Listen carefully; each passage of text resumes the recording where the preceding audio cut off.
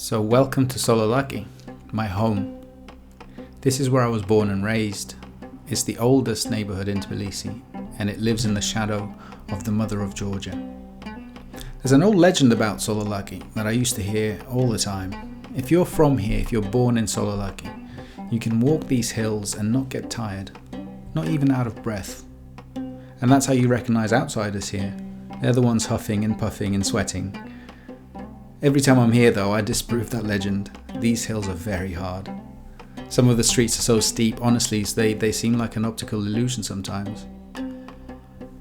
A lot of Sololaki looks like it's about to fall apart, but then it's looked like this for decades. It looked like this when I was growing up, and my mum tells me it looked very much the same when she was little. I don't know what keeps these buildings standing. Magic, maybe.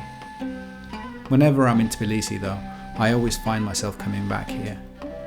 We sold our flat here, so there isn't an overt reason for me to come back, but I always do. I just wander around for hours, maybe walk past my old school, or past the house my friend doesn't live in anymore. In my own life, my family left Tbilisi after the Civil War broke out in the early 90s, and we came to London. London's an amazing city. Right now, for example, we're in a Georgian restaurant by Hammersmith Bridge, eating real Georgian food, khinkali, khachapuri.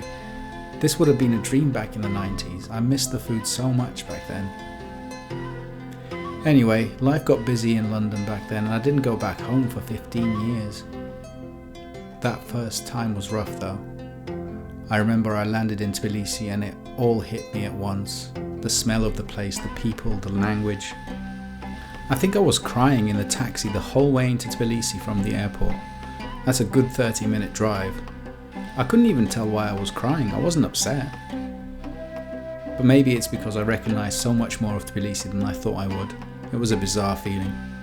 And I guess that planted the seed for my novel, Hard by a Great Forest. I wanted to make sense of those strange feelings, even if only to myself. What it was like to return home after being away for so long.